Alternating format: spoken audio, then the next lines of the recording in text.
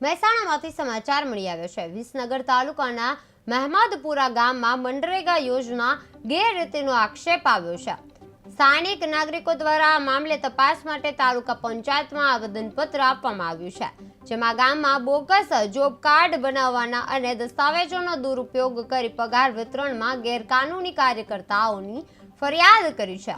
આ કેસમાં કામગીરીના લાખોની ખાબકી અને પેદા થયેલા આક્ષેપોને લઈને સ્થાનિકો પરેશાન થયા છે।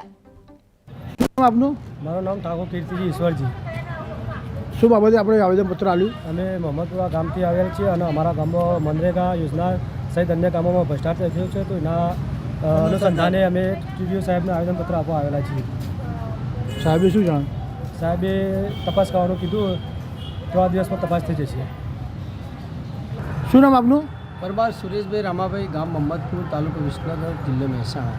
શું બાબતે આપણે અહીંયા આવેદનપત્ર આપ્યું? અમે સાહેબ એ બાબતે આમંત્રણપત્ર આપવા આવ્યા છીએ કે અમારા ગામમાં મનરેગા યોજના હેઠળ 2021-22ના વર્ષમાં કામ થયો નથી અને ખાતા ધારકોનો ખાતો પણ બેંકમાં ગ્રાહકો વગર જે તે વ્યક્તિને ખબર હોવા સિવાય પણ ખાતા બલોલ બેંકની અંદર ખુલી ગયા છે, એના અંદર પૈસા પણ ઉપડી ગયા છે, પણ ખાતા ધારકોને કોઈને ખબર નથી। અમે આ બાબતે સાહેબને આવેદનપત્ર અપાયા છીએ અને આના વિશેષ ગામની અંદર રોડો બન્યા નથી, અમુક બીજા ઘણા કામો એવા છે અમે જે અમારા જાણમાં આવ્યું છે કે રોડ બન્યા નથી ને એના પૈસા પણ ઉપડી ગયા છે, બરાબર।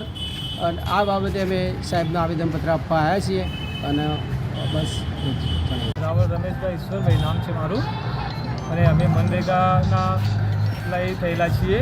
અમને જાણ બહાર અમારા ખાતા ખુલી ગયા છે, અમને કોઈ જાણ નથી અને